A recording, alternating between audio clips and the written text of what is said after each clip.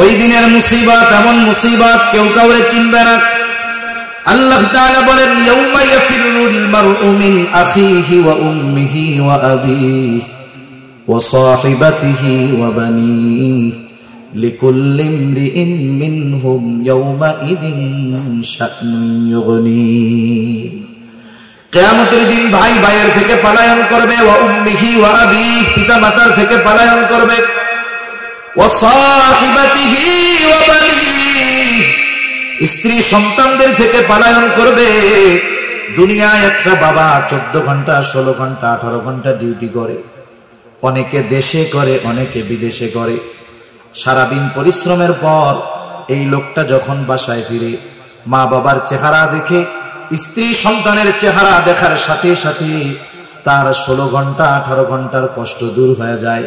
প্রবাসে যারা থাকে কত পরিশ্রম কষ্টের পরে বাসায় ফিরে মোবাইলে ফোন দেয়, এই সন্তানের চেহারাটা দেখতে যায়, একটু কথা বলে, মোবাইলে চেহারা দেখে সারাদিনের কষ্ট তার দূর হয়ে যায়। তার মানে দুনিয়ার কষ্ট দূর করার জন্য মানুষ স্ত্রীর চেহারা দেখে, সন্তানের চেহারা দেখে, মা বাবার সাথে কথা বলে, মা বাবার চেহারা দেখে। কিন্তু কিয়ামতের দিন ওই মুসিবত এমন মুসিবত, যেই দিন সন্তানের চেহারা দেখলে চিন্তা দূর হবে না, মা বাবার চেহারা দেখলে চিন্তা দূর হবে না, বরং ওই দিন মানুষেরা স্ত্রী সন্তানদের চেহারা দেখাটাকে আরো বড় মুসিবতের কারণ মনে করবে। এই জন্য একজন একজনের থেকে পালাতে থাকবে। সেই দিন সবাই নিজ চিন্তায় বিভোর থাকবে, চিন্তিত থাকবে সবাই। আমার আপনার নবীজিও চিন্তিত থাকবে, তবে সবাই চিন্তিত থাকবে নিজের জন্য, নবীজি চিন্তিত থাকবেন উম্মতের জন্য। কেমন চিন্তিত থাকবেন? একটা মানুষ যদি পেরেশানিতে থাকে, চিন্তায় থাকে, যত আরামের বিছানা দেওয়া হোক না কেন, শীতাতপ নিয়ন্ত্রিত ব্যবস্থা থাকুক না কেন, সে বিছানায় যখন শুয়ে পড়ে ঘুমের ট্যাবলেট খাইলেও তার ঘুম আসে না। পায়চারি করে, বাহিরে যায়, ছাদে যায়, হাঁটাহাঁটি করে, এক জায়গায় সে স্থির থাকতে পারে না। নবীজি কিয়ামতের দিন উম্মতের চিন্তায় এক জায়গায় থাকবেন না। নবীজি একবার চলে যাবেন হাউজে কাউসারের কাছে, না জানি তার কোন উম্মত পানি পানে মাহরুম হয়ে যায়। আর একবার চলে যাবেন মিজানের কাছে, না জানি তার কোন উম্মত ওজনে ধরা পড়ে যায়। আবার চলে যাবেন জাহান্নামের কাছে, না জানি কোন উম্মতকে জাহান্নামে দিয়ে দেওয়া হয়। আর একবার চলে যাবেন পুলসিরাতের কাছে, না জানি কোন উম্মত পুল পাড়ি দিতে ব্যর্থ হয়ে যায়। আবার উম্মতের জন্য সুপারিশ দরকার, আল্লাহ তাআলার কাছে চলে যাবেন সুপারিশ করার জন্য। সব নবী জান্নাত অভিমুখে রওনা হয়ে যাবে, জান্নাতের দোরগোড়ায় পৌঁছিয়ে যাবে, কিন্তু জান্নাতের দরজা বন্ধ। বলে খোলো না কেন? বলে যিনি আসলে খোলা হবে তিনি আসেন নাই। কোথায় তিনি? হাসরের ময়দানে। কি করতেছেন? উম্মতের চিন্তায় বিভোর। বলে নবী ততক্ষণ পর্যন্ত জান্নাত অভিমুখে রওনা হবে না, যতক্ষণ না তার ওই উম্মত, যার অন্তরে যাররা পরিমাণ হলেও ঈমান ছিল, তার ব্যাপারে যতক্ষণ আল্লাহ তাআলার পক্ষ থেকে জান্নাতের নিশ্চয়তা না আসবে, ততক্ষণ পর্যন্ত আমার আপনার নবী নিজে জান্নাত অভিমুখে রওনা হবে না। ওয়া ইলা আদিন আখাহুম হুদা, আদ গোত্রের জন্য আল্লাহ তাআলা তাদের ভাই হুদ আলাইহিস সালামকে নবী হিসাবে প্রেরণ করেছেন। ওয়া ইলা সামুদ আখাহুম সালিহা, আল্লাহ তাআলা সামুদ গোত্রের জন্য তাদের ভাই সালেহ আলাইহিস সালামকে নবী হিসাবে প্রেরণ করেছেন। ওয়া ইলা মাদিয়ানা আখাহুম শুআইবা, আল্লাহ তাআলা বলেন তিনি মাদিয়ানবাসীর জন্য তাদের ভাই শুআইব আলাইহিস সালামকে নবী হিসাবে প্রেরণ করেছেন। কত বড় জলিলুল কদর পয়গম্বর মুসা আলাইহিস সালাম আল্লাহ তাআলার সাথে সরাসরি কথা বলতেন। কুরআনুল কারীমে এককভাবে সবচেয়ে বেশি বার মুসা আলাইহিস সালামের নাম উল্লেখ হয়েছে। ওয়া কাল্লামাল্লাহু মুসা তাকলিমা। এত বড় জলিলুল কদর পয়গম্বর মুসা আলাইহিস সালাম বনি ইসরাইলদের জন্য নবী। ইহুদীদের দাবি হলো তিনি শুধুমাত্র আমাদের নবী। হযরত ঈসা আলাইহিস সালাম আল্লাহ তাআলা তার মাধ্যমে তার কুদরতের বহির প্রকাশ ঘটিয়েছেন। পিতাবিহীন তিনি দুনিয়াতে এসেছেন। আল্লাহ তাআলা এমন কুদরত তার মাধ্যমে বহির প্রকাশ করিয়েছেন। শুধু তাই না, যখন ঈসা আলাইহিস সালাতু ওয়াস সালাম মাতৃকোলে ছিলেন, দুগ্ধপোষ্য শিশু, যে কথা বলতে পারে না, কিছু বোঝে না, ওই অবস্থায় মূসা আলাইহিস সালামের জবান থেকে কথা বের করেছেন কে? আল্লাহ তাআলা মূসা ঈসা আলাইহিস সালামকে একেবারে সদ্য ভূমিষ্ঠ শিশু জবান খুলে দিয়েছে, মানুষের সামনে কথা বলছে। আদম আলাইহিস সালাতু ওয়াস সালাম আল্লাহ তাআলা বলেন খলাকতু বিয়াদাইয়া, আমি নিজের হাতে সৃষ্টি করেছি। আদম আলাইহিস সালামের ব্যাপারে আল্লাহ তাআলা বলেন তিনি মানব কুলের পিতা, কিন্তু সব মানুষের জন্য নবী না। ইব্রাহিম আলাইহিস সালাতু ওয়াস সালাম কত জলিলুল কদর পয়গম্বর, তিনি আমাদের নাম রেখেছেন মুসলমান, মুসলিম মিল্লাতের পিতা তিনি। আল্লাহ তাআলা বলেন মিল্লাতা আবিকুম ইব্রাহিম হুয়া সাম্মাকুমুল মুসলিমিন, তিনি সব মুসলমানদের পিতা, তবে সব মুসলমানের জন্য নবী না। কিন্তু আমার আপনার নবীর ব্যাপারে আল্লাহ তাআলা বলেন, আপনি বলেন কুল ইয়া আইয়ুহান নাসু ইন্নী রাসূলুল্লাহি ইলাইকুম জামিআ,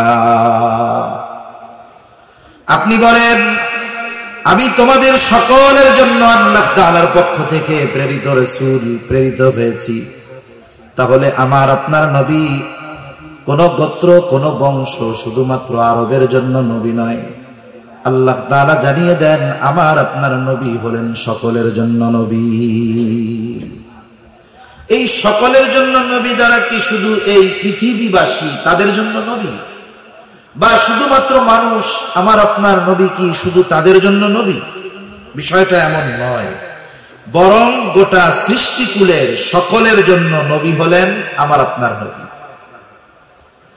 নবীজির আগে সব নবীর নবুয়তির একটা পরিব্যাপ্তি ছিল, এরিয়া ছিল, নির্দিষ্ট সীমানা ছিল, গণ্ডি ছিল। কারণ দেখা গেছে পৃথিবীতে এক সময় একাধিক নবী ছিলেন, পাশাপাশি এলাকায় তারা অবস্থান করতেন। কিন্তু আমার আপনার নবীজির নবুয়তির পরিব্যাপ্তি কত দূর, আমার আপনার নবীজির নবুয়তির পরিব্যাপ্তি হলো তত দূর। আল্লাহ তাআলার রবুবিয়তের বিস্তৃতি যত দূর, তার মানে যেই জায়গার রব আল্লাহ, সেই জায়গার নবী রহমত মুহাম্মাদুর রাসূলুল্লাহ। পবিত্র কোরআনুল কারীমের সর্বাধিক পাঠিত সূরা সূরা ফাতিহা। সূরা ফাতিহা এমন এক সূরা প্রত্যেক নামাজের প্রতি রাকাতে লাগে। ইমামের পেছনে যখন পড়া হয়, ইমামের কেরাতি, মুসল্লির কেরাত, তখন আমরা পড়ি না, তখন ইমামেরটা শুনি। একা যখন সুন্নাত পড়ি, নফল পড়ি, তখন প্রতি রাকাতে সূরা ফাতিহা নিজে পড়ি। সূরা ফাতিহার শুরুতেই আমরা বলি আলহামদুলিল্লাহি রাব্বিল আলামিন, সকল প্রশংসা আল্লাহর জন্য। আল্লাহকে বলে যিনি জগৎ সমূহের রব। আলম এক বচন, আলামিন বহু বচন, তার মানে আল্লাহ তাআলা বলেন জগৎ একটা নয়, অগণিত জগৎ আছে। মহাকাশ নিয়ে যারা গবেষণা করে মাঝে মধ্যে দেখবেন তারা বলে এত আলোকবর্ষ দূরে একটা নতুন গ্রহের সন্ধান পাওয়া গেছে, নতুন একটা আলম, নতুন একটা জগতের সন্ধান পাওয়া গেছে।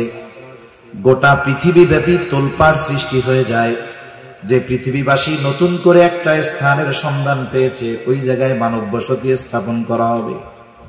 তাহলে নাসা যদি নতুন একটা আলম তথা জগতের সন্ধান পায়, গোটা পৃথিবীতে তোলপাড় সৃষ্টি হয়ে যায়।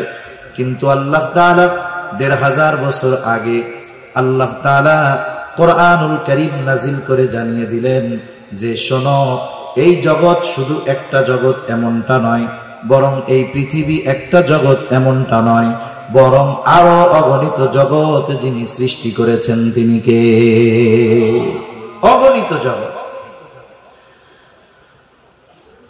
যেই আল্লাহ জগৎ সমূহের রব, সেই আল্লাহ কোরআনুল কারীমের মধ্যে ঘোষণা দেন, ওয়ামা আরসালনাকা ইল্লা রাহমাতাল লিল আলামিন। আল্লাহ তাআলা বলেন, শুধুমাত্র আমি আপনাকে জগৎ সমূহের জন্য রহমত হিসাবে প্রেরণ করেছি। তার মানে যত জগৎ আছে সব জগতের রব প্রতিপালক আল্লাহ, আর যত জগৎ আছে সব জগতের জন্য রহমত হলেন মুহাম্মাদুর রাসূলুল্লাহ। গোটা সৃষ্টি জগতের মধ্যে শুধু এই পৃথিবী না, পৃথিবী তো মহাকাশের নিচে, পৃথিবীর অবস্থানটা কেমনে ব্যাখ্যা করা যায়? মহাকাশের নিচে পৃথিবীর অবস্থানটা হলো সমুদ্রের মধ্যে এক ফোঁটা পানির যেমন অবস্থান, মহাসমুদ্রের মধ্যে এক ফোঁটা পানি যেমন, প্রথম আসমানের নিচে পৃথিবীর অবস্থান তেমন। তার মানে এটা গোনার মধ্যেই কিছু নেই। এত সুবিশাল আল্লাহ তাআলা এই প্রথম আসমানকে আল্লাহ তাআলা সৃষ্টি করেছেন, আর এর নিচে সব গ্রহগুলো। এরকম তো একটা না, আরো 6টা আছে। তাহলে এইরকম যত জগৎ আছে সব জগতের মধ্যে কোন একটা ইঞ্চি জায়গা নাই যে যেই জায়গার রব আল্লাহ তাআলা নয়। এরকম কোন জায়গা আছে নাকি? দ্বিতীয় আসমানের নিচে আছে নাকি 2-1 ইঞ্চি জায়গা যে জায়গার রব আল্লাহ তাআলা নয়? আছে এরকম? কোথাও নেই। যেমন গোটা সৃষ্টি জগতের মধ্যে 1 ইঞ্চি জায়গাও নাই যেই জায়গার রব আল্লাহ তাআলা নয়, অনুরূপ ভাবে গোটা সৃষ্টি জগতের মধ্যে 1 ইঞ্চি জায়গাও নাই যেই জায়গার রহমত আমার আপনার নবী নয়। তিনি সকলের জন্য নবী, তিনি সব সৃষ্টির জন্য তিনি রহমত। শুধুমাত্র মুমিনদের জন্য নয়, বরং তিনি রাহমাতুল লিল আলামিন হওয়ার কারণে পৃথিবীর সকল সৃষ্টি, এমনকি যারা অন্তরের মধ্যে ইসলামের ব্যাপারে সর্বোচ্চ বিদ্বেষ লালন করে, তাদের কর্ম কথার মাধ্যমে ইসলামের বিরোধিতা করে, এমনকি যারা স্বয়ং নবীজির উপস্থিতিতে নবীজির উপরে জুলুম করেছে, আমার আপনার নবীজিকে বারবার হত্যার অপচেষ্টা করেছে, এই মানুষগুলো আমার আপনার নবীজি রহমত হওয়ার সুবিধা ভোগ করেছে। গোটা পৃথিবীর কাফেররা নবীজি রাহমাতুল লিল আলামিন হওয়ার সুবিধা ভোগ করতেছে, কিয়ামত পর্যন্ত করবে। নবীর কারণেই তো আল্লাহ তাআলা যারা ইসলাম বিদ্বেষী কাফের, এদেরকে সমূলে ধ্বংস করে দিবেন না, এটা আল্লাহ তাআলার প্রতিশ্রুতি। তা না হলে যেই পরিমাণ পাপাচার অনাচার, নবীজি যদি আল্লাহ তাআলার কাছে এই ফরিয়াদ না করতেন, তাহলে দেখা যাইত অতীতের অনেক উম্মতের মতো এই উম্মতেরও কিছু মানুষের উপরে এমন আযাব আসতো যে তারা সমূলে নির্মূল হয়ে যাইত। এজন্য আমার আপনার নবীর কারণে সমূলে নির্মূল করে দেওয়া হয় না। শুধু তাই না, আবু জেহেল, উতবা, শাইবা এরাও নবীজির কারণে বাইচা গেছে। আবু জেহেল একদিন নবীজির সামনে এসে নবীজিকে শুনিয়ে শুনিয়ে বলতেছে আল্লাহ, নবীজিকে শোনায়া আল্লাহ তাআলার কাছে দোয়া করে বলে, আল্লাহ সত্যই যদি আপনি কোরআন নাজিল করে থাকেন, তার মানে সত্যই যদি এই কোরআন আপনি মুহাম্মাদের উপরে নাজিল করে থাকেন, তাহলে আমাদেরকে পাথর বর্ষণ করেন অথবা যন্ত্রণাদায়ক শাস্তি দেন। আবু জেহেল নবীজিকে শুনিয়ে শুনিয়ে আযাব কামনার দোয়া করে কার কাছে? আল্লাহ তাআলার কাছে। বলেন তো, আল্লাহ তাআলার কাছে কোনো বান্দার যদি কিছু চাইতে মন চায়, আল্লাহ তাআলা মনে হয় মুখ দিয়া জোরে উচ্চারণ না করলে শুনতে পারে না, এমন নাকি? বরং কথা মুখে আনা লাগে না, হৃদয়ে যদি থাকে কোনো কথা, দুনিয়ার কেউ না জানলেও জানেন কে? আল্লাহ তাআলা জানেন। তাহলে ওর যদি আযাব গজব মনেই চায় যে আসুক আমার উপরে, তাহলে নবীজিকে শুনিয়ে শুনিয়ে বলার দরকার কি? গভীর রাতে উঠে আল্লাহ তাআলার কাছে বললেই তো হইল। 1 নাম্বার বলার কারণ হলো যে আসলে এই কথার দ্বারা নবীজিকে একটু খোঁচা দিতে চায়, কষ্ট দিতে চায় কথার মাধ্যমে। 2 নাম্বার বিষয় হলো যে মক্কার মুশরিকেরা আল্লাহ তাআলার কাছে কেন চায়, দোয়া করে, ওরা তো ওদের দেবদেবীদের কাছে গিয়া বলবে। বাস্তবতা হলো মক্কার মুশরিকেরা যদিও আল্লাহ তাআলার সাথে শিরিক করত, তবেও তারা আল্লাহ তাআলার অস্তিত্বে অবিশ্বাসী ছিল না, বরং স্রষ্টা হিসাবে তারা আল্লাহ তাআলাকে বিশ্বাস করত। এ কথা আমার নয়, বরং কোরআনুল কারীমের মধ্যে আল্লাহ তাআলা বলেন, ওয়ালাইন সাআলতাহুম মান খালাকাস সামাওয়াতি ওয়াল আরদ লায়াকুলুন্নাল্লাহ। আল্লাহ তাআলা বলেন, আপনি যদি তাদের কাছে জানতে চান, তাদেরকে যদি জিজ্ঞাসা করেন, মান খালাকাস সামাওয়াতি ওয়াল আরদ, আসমান এবং জমিনের স্রষ্টাকে, এই প্রশ্ন যদি আপনি তাদের কাছে করেন, ওরা ওদের দেবদেবীদের কথা বলবে না। জবাব কি দিবে? আল্লাহ তাআলা দুইটা তাকিদ দিয়ে তাদের জবাব বলেন। আল্লাহ তাআলা বলেন, লায়াকুলুন্নাল্লাহ, আপনার এই প্রশ্নের জবাবে অবশ্যই অবশ্যই তারা বলবে আসমান এবং জমিনের স্রষ্টা হলেন আল্লাহ। নবী জিজ্ঞাসা করবেন কাফেরদের, আসমান জমিনের স্রষ্টাকে। কাফেররা জবাব কি দিবে? যে লাত মানাত উজ্জা না, বরং আল্লাহ তাআলা দুইটা তাকিদ সহকারে বলেন অবশ্যই অবশ্যই এরা বলবে আসমান জমিনের স্রষ্টা কে? আল্লাহ। আল্লাহ তাআলা এক জায়গায় বলেন, ওয়ালাইন সাআলতাহুম মান নাযালা মিনাস সামাই মাআন ফাআহইয়া বিহিল আরদা বা'দা মাউতিহা। আপনি যদি তাদের জিজ্ঞাসা করেন, মান নাযালা মিনাস সামাই মাআ, কে আসমান হতে বাড়ি বর্ষণ করে, পানি বর্ষণ করে। শুধু তাই না, ফাআহইয়া বিহিল আরদা বা'দা মাউতিহা, ওই পানি বর্ষণ করার দ্বারা মৃত জমিন তথা ফসল উৎপাদনের অনুপযুক্ত জমিনকে কে ফসল উৎপাদনের জন্য উপযুক্ত করে তোলে। অর্থাৎ ওই পানির দ্বারা মৃত জমিনকে কে পুনরুজ্জীবিত করে তোলে। ওরা ওদের দেবদেবীদের কথা বলবে না, কি বলবে জবাবে? আল্লাহ তাআলা বলেন, লায়াকুলুন্নাল্লাহ, আপনার এই প্রশ্নের জবাবে অবশ্যই অবশ্যই তারা বলবে এগুলো যিনি করেন তিনি কে? বলবে অবশ্যই অবশ্যই আল্লাহ এগুলো দেন। আল্লাহ তাআলা এক জায়গায় বলেন, ওয়ালাইন সাআলতাহুম মান খালাকাহুম লায়াকুলুন্নাল্লাহ, আপনি যদি তাদের জিজ্ঞাসা করেন তাদের স্রষ্টাকে, কে তাদেরকে সৃষ্টি করেছে, তারা নাস্তিকদের মতো বলবে না এমনিই হয়ে গেছি, প্রাকৃতিক ভাবে হয়েছি, বরং কি বলবে?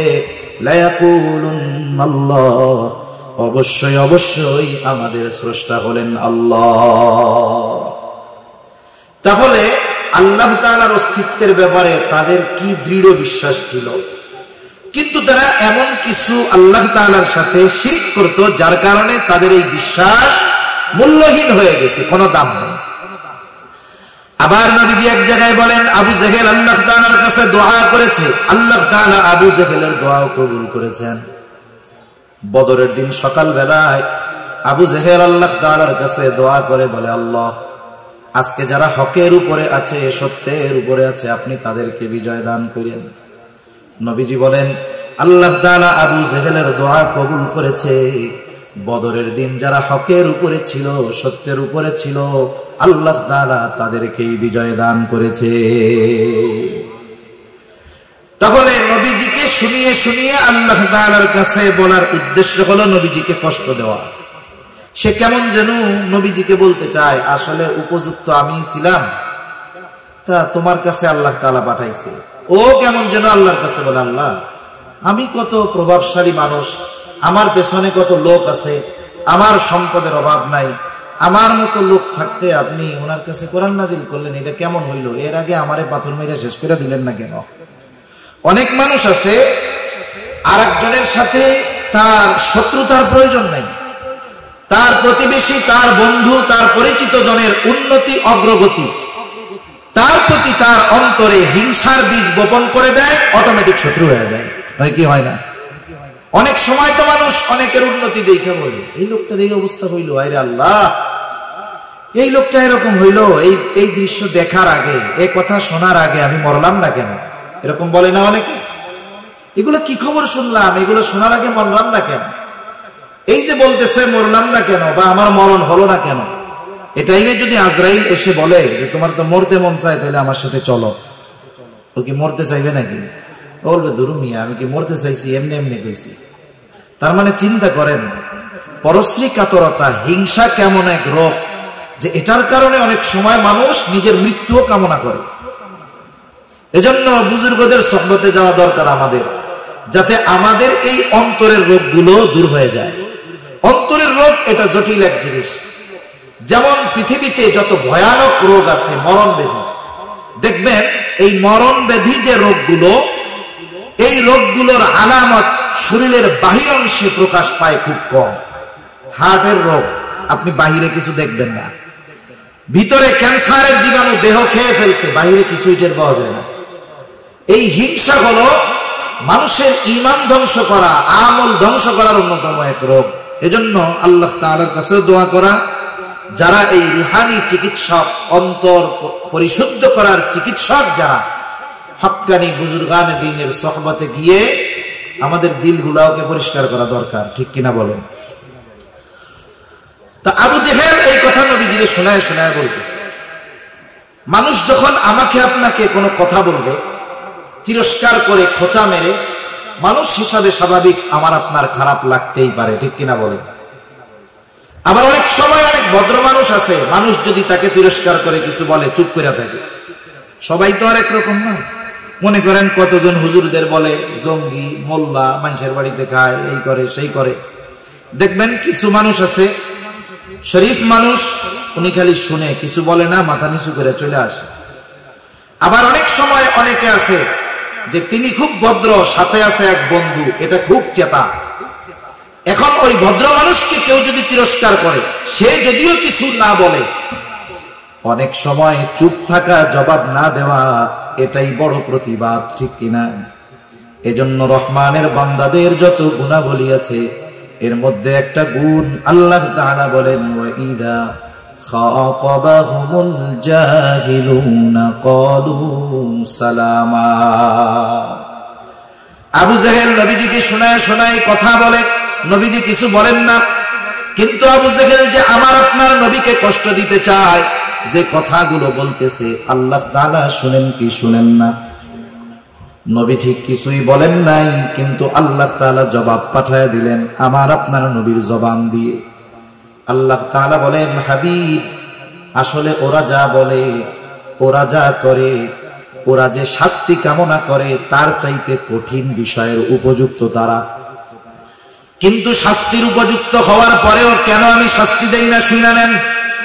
আল্লাহ তাআলা বলেন, ওয়ামা কানাল্লাহু লিয়ুআযযিবাহুম ওয়া আনতা ফীহিম। শাস্তি দেই না কেন? এটা আপনার সম্মানার্থে। আপনি যতক্ষণ তাদের মধ্যে আছেন, শুধুমাত্র আপনার সম্মানার্থে আমি তাদেরকে আযাব দেই না। তাহলে আবু জেহেল, উতবা, সাইবা সহ এরা শাস্তির উপযুক্ত, শাস্তির উপযুক্ত, শাস্তি পাওয়ার মতো কথা, কাজ সবকিছু করার পরেও আল্লাহ তাআলা আযাব কেন দেন নাই? বলে আপনি আছেন এই জন্য দেই নাই। কেন দেই নাই? বলে আপনি তো রাহমাতুল লিল আলামিন, আপনি এই পৃথিবীতে আছেন, আর শাস্তি দেব, আযাব দিব, এটা হতে পারে না, কারণ আযাব আর রহমত একসাথে থাকতে পারে। এজন্য অতীতে যত নবীর উম্মতদেরকে আল্লাহ তাআলা শাস্তি দিয়েছেন, এমনটা কখনো হয় নাই আল্লাহ আযাব দিয়েছেন আর ওই জায়গায় ওই নবী উপস্থিত আছে, এমনটা হয় নাই। আগে আল্লাহ তাআলা ওই নবীকে তার নবুয়তির এরিয়ার বাইরে নিরাপদে সরায় নিয়েছেন, এরপরে আল্লাহ তাআলা আযাব দিয়েছেন। তাহলে আদ গোত্রের নবী হুদ আলাইহিস সালাম, আল্লাহ শাস্তি দিতে চাইলেন, হুদ নবীকে সরায় নিলেন। ইউনূস আলাইহিস সালাম যেই জায়গার নবী সরায় নিলেন, শুআয়ব আলাইহিস সালামকে সরায় নিলেন, সালেহ আলাইহিস সালামকে সরায় নিলেন। উনি ওনার নবুয়তির এরিয়ার বাইরে চলে গেল। বলেন তো আমার আপনার নবীকে কোথায় সরায় নিবে? কারণ সরানোর মতো 1 ইঞ্চি জায়গা গোটা সৃষ্টি জগতের কোথাও নাই। কারণ আমার আপনার নবী হলেন রাহমাতুল লিল আলামিন। আমার আপনার নবীর নবীর সম্মানার্থে কাফেররা শাস্তি পায় নাই নগদে, নাইলে ওরা যা করেছে শাস্তির উপযুক্ত ছিল। তাহলে যে কথা থেকে গেলাম, নবীজি রাহমাতুল লিল আলামিন হওয়ার এই সুবিধা শুধু মুমিনরা ভোগ করে তা নয়, কাফেররাও ভোগ করতেছে, ঠিক কিনা বলেন? আবার দেখেন এই উম্মতের জন্য নবীজির কেমন দয়া, আল্লাহ তাআলা তার অন্তরটাকে কত নরম বানায় দিয়েছে, অন্তরের মধ্যে কত রহমত কত দয়া ভরপুর করে দিয়েছে।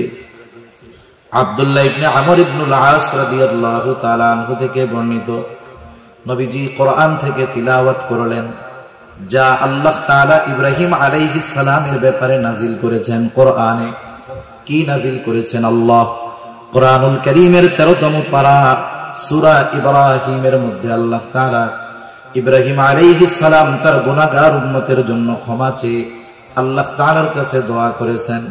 ওই দোয়ার কথাটাই আল্লাহ তাআলা কোরআনে জানিয়ে দিয়ে বলেন, রব্বি ইন্নাহুন্না আযলালনা কাসীরাম মিনান নাস ফামান তাবিআনি ফাইন্নাহু মিন্নী ওয়া মান আসানি ফাইন্নাকা গফুরুর রহিম।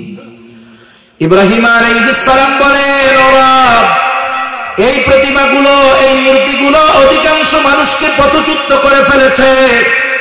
ফামান তাবিআনি ফাইন্নাহু মিন্নী, যে আমার আনুগত্য করেছে সে তো আমার দলভুক্ত। আমান আসানি, যে আমার আনুগত্য করে নাই, যদিও করে নাই, যদিও মানে নাই, তথাপিও তো ইব্রাহিম আলাইহিস সালামের উম্মত। কারণ আমার আপনার নবীজির নবুয়তির পরে কিয়ামত পর্যন্ত যত মানুষ আসবে, যত মানুষ আছে, যত মানুষ দুনিয়া থেকে চলে গেছে, যে যে ধর্মের অনুসারী হোক না কেন, সকল মানুষই আমার আপনার নবীজির উম্মত।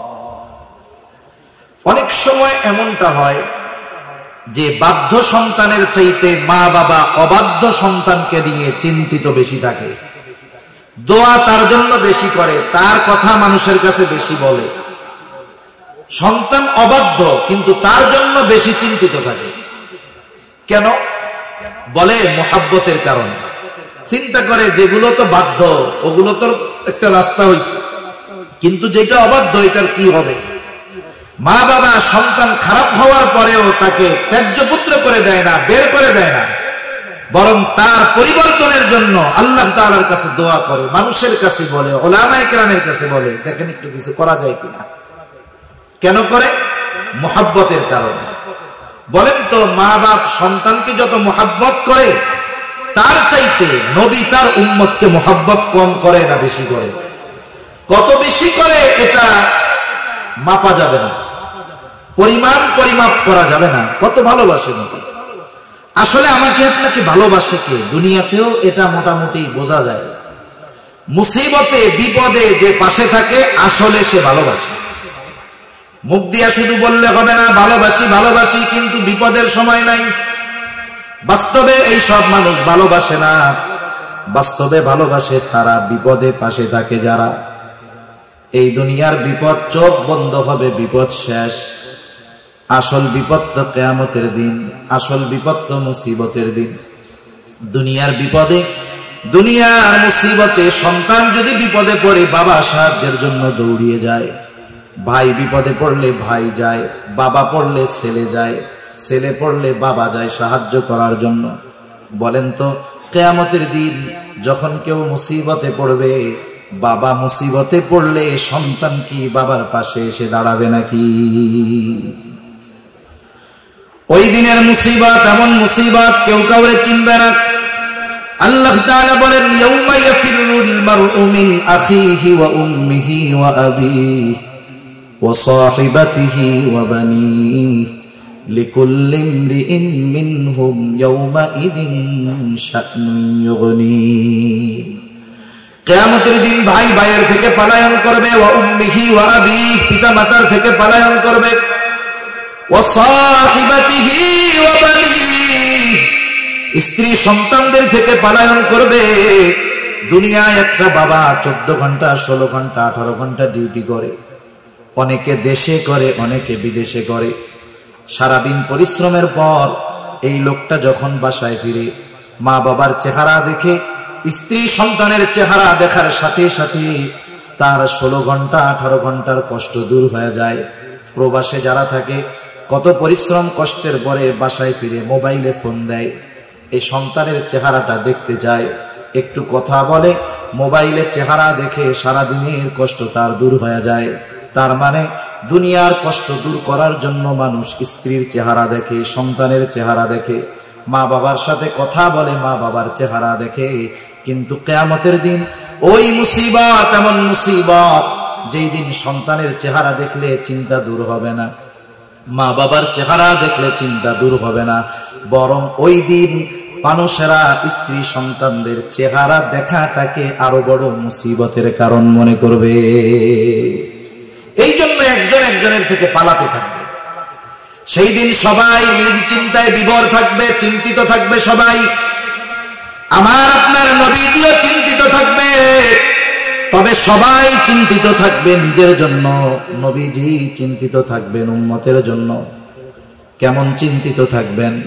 একটা মানুষ যদি পেরেশানিতে থাকে, চিন্তায় থাকে, যত আরামের বিছানা দেওয়া হোক না কেন, শীতাতপ নিয়ন্ত্রিত ব্যবস্থা থাকুক না কেন, সে বিছানায় যখন শুয়ে পড়ে ঘুমের ট্যাবলেট খাইলেও তার ঘুম আসে না। পায়চারি করে, বাহিরে যায়, ছাদে যায়, হাঁটাহাঁটি করে, এক জায়গায় সে স্থির থাকতে পারে না। নবীজি কিয়ামতের দিন উম্মতের চিন্তায় এক জায়গায় থাকবেন না।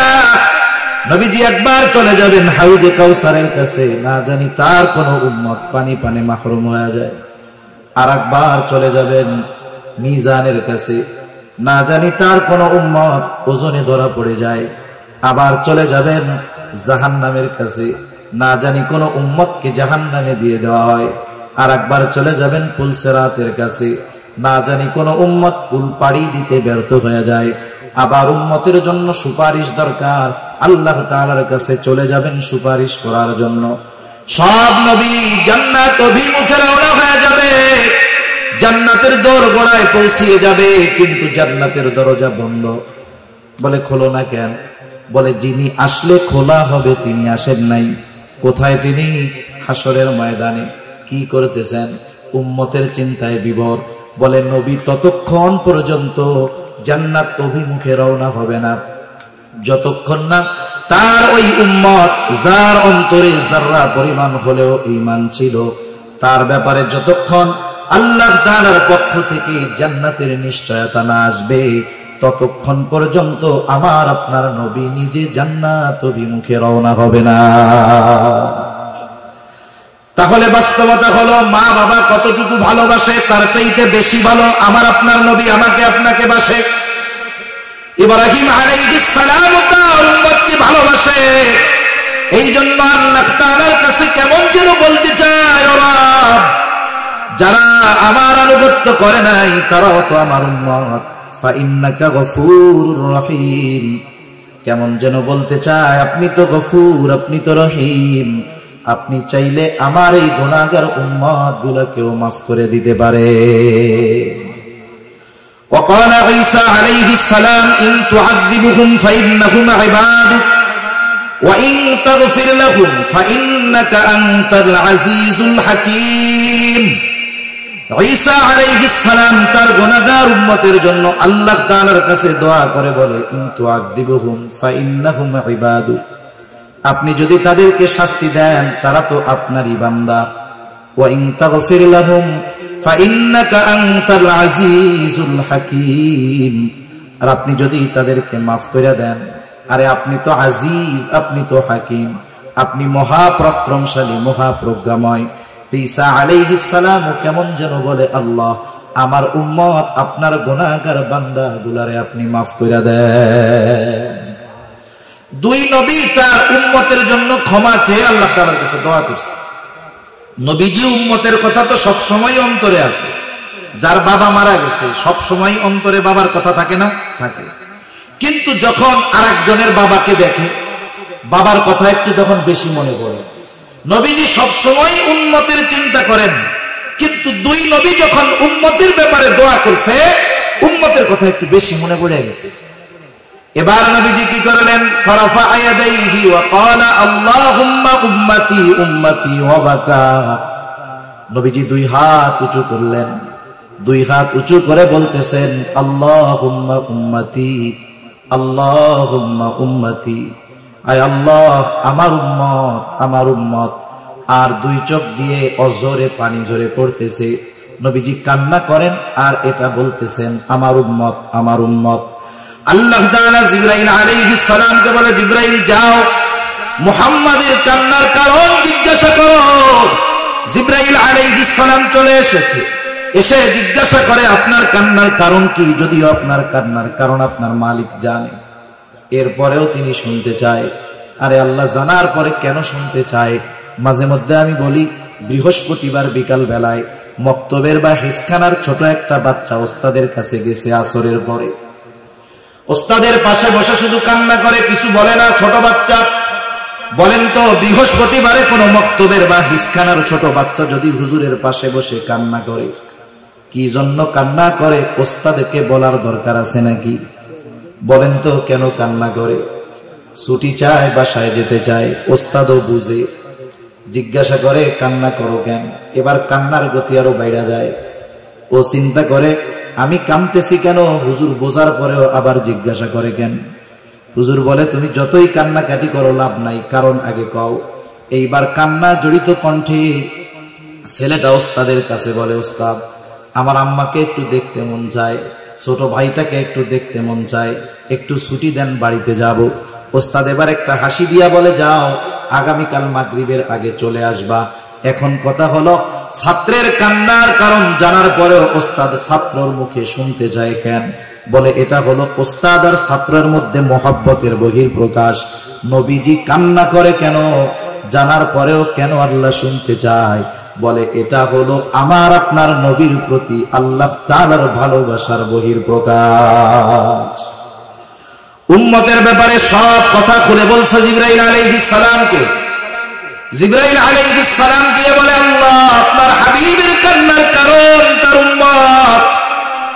আল্লাহ তাআলা বলে, যাও আমার হাবিবকে মুহাম্মদকে গিয়া জানায় দাও, অচিরেই আমি তাকে তার উম্মতের ব্যাপারে সন্তুষ্ট করব, অসন্তুষ্ট করব না। আল্লাহ তাআলা কোরআনুল কারীমের মধ্যে সূরাতুদ দুহার মধ্যে বলেন, ওয়ালা সাউফা ইউতিকা রাব্বুকা ফাতারদা, অচিরেই আপনার রব আপনাকে এমন কিছু দিবেন যে আপনি খুশি হয়ে যাবেন। এই আয়াতের তাফসীরে এই হাদিসটা আসছে। আর এর জবাবে নবী বলেন, আমি ততক্ষণ পর্যন্ত খুশি হব না যতক্ষণ আমার সব উম্মতকে আল্লাহ মাফ করবে না। তাহলে নবীজির প্রতি আমাদের প্রতি নবীজির ভালোবাসা কেমন, এটা বোঝার জন্য দুনিয়ার কোন মানুষের স্বাক্ষর দরকার নাই, আরো অনেক হাদিস উপমা দেওয়া যাবে। অল্প সময়ের মধ্যে শুধু আল্লাহ তাআলার কথাটা বইলা শেষ করে দিই। কারণ দুনিয়ার অনেক মানুষ আছে, হাজার মানুষের বিপরীতে একজনের কথাকে গ্রহণযোগ্য ধরা হয়। হাজার মানুষ একদিকে আর এক ব্যক্তি একদিকে, ঠিক কিনা বলেন? আল্লাহ রাব্বুল আলামিন স্বয়ং নিজে জানিয়ে দেন নবীজির আমাদের প্রতি কত মায়া, কত দয়া, কত মহব্বত, কত ভালোবাসা। আল্লাহ তাআলা সেই কথা কোরআনুল কারীমের মধ্যে বলেন, লাকাদ জাআকুম রাসূলুম মিন আনফুসিকুম আজিজুন আলাইহি মা আনিতুম হারিসুন আলাইকুম বিল মুমিনিনা রাউফুর রহিম। আল্লাহ তাআলা বলেন, তোমাদের মধ্য থেকে তোমাদের জন্য এমন একজন রাসূল এসেছেন। কেমন সেই রাসূল? আল্লাহ তাআলা এক নাম্বার বলেন, আজিজুন আলাইহি মা আনিতুম, তোমাদের জন্য যেটা কষ্টের সেটা তার জন্য কষ্টের। তার মানে তিনি হলেন সমব্যথী। তোমরা যেটাতে কষ্ট পাও তিনিও সেটাতে কষ্ট পায়। এটা আবার কেমন কথা?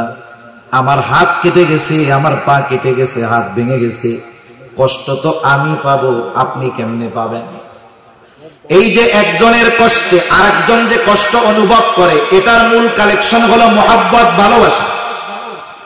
মনে করেন একজনের ছোট বাচ্চা 2 বছর 3 বছর বয়স, 2 বছরের বাচ্চা গভীর রাত প্রচন্ড জ্বরাক্রান্ত, এতটা জ্বর গা ফেটে যায়, চোখগুলো টলমল করতেছে পানিতে, জ্বরের যন্ত্রণায় কষ্টে ছোট বাচ্চার জবান দিয়ে কষ্টের আওয়াজ বের হচ্ছে। গভীর রাত, দোকানও খোলা নাই, ডাক্তারের কাছে নেওয়ার কোনো উপায় নাই। সন্তানের এত কষ্ট, পাশে বসে আছে তার মা বাবা। যাদের সন্তান আছে অনুধাবন করতে পারবেন। বলেন তো, জ্বরাক্রান্ত ওই শিশু বাচ্চা জ্বরের কারণে যত কষ্ট পায়, তার পাশে বসে থাকা সুস্থ মা বাবা সন্তানের চাইতে কষ্ট বেশি পায় না কম পায়? কম না বেশি পায়? যাদের বাচ্চা কাচ্চা নেই এরা তো এটা সহজে বুঝবে না, যাদের আছে এরা বুঝবে। তাহলে কষ্ট কেন পায়? অন্য মা বাবা তো পাবে না, উনরা কেন পায়? বলে সন্তান তো মহব্বতের কারণে, ওর কষ্ট মা বাবার কষ্টের কারণ হয়। যেই মা বাবা সন্তানের কষ্টে কষ্ট পায় মহব্বতের কারণে, বলেন তো সেই উম্মতের কারণে নবী কষ্ট কেন পাবে না? সন্তানকে মা বাবা যত ভালোবাসে, তার চাইতে অগণিত গুণ বেশি ভালো নবী তার উম্মতকে বাসে। আল্লাহ তাআলা সেই জন্য বলেন তিনি হলেন আজিজ, সমব্যথী। 2 নাম্বার, আল্লাহ রাব্বুল আলামিন বলেন হারিসুন আলাইকুম, তিনি তোমাদের জন্য কল্যাণকামী।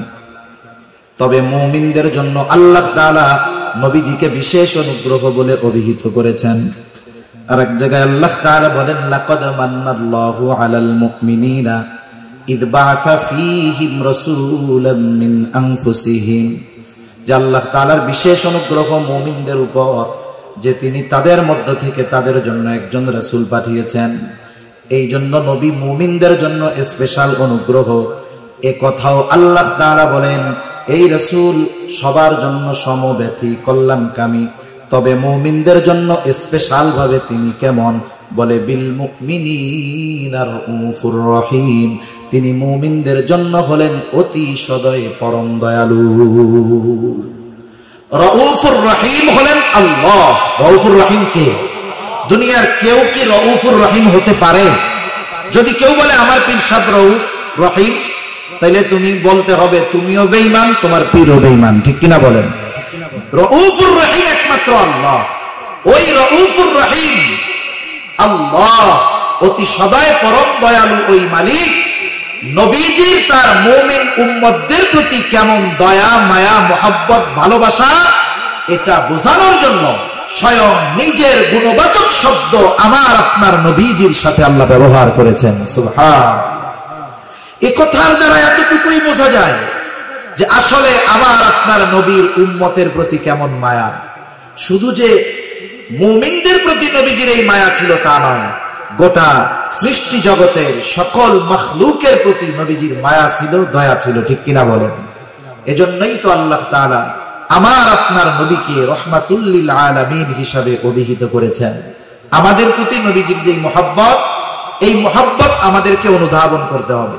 আল্লাহ তাআলা আমাদের সকলকে নবীজির আমাদের প্রতি মহব্বতকে অনুধাবন করে আমাদেরকেও আমাদের জীবনের চাইতে নবীজিকে বেশি মহব্বত করার তৌফিক আল্লাহ তাআলা দান করেন। সকলে বলি আমিন। ওয়া আখিরু দাওয়ানা আলহামদুলিল্লাহি রাব্বিল আলামিন। আসসালামু আলাইকুম ওয়া রাহমাতুল্লাহি ওয়া বারাকাতুহু।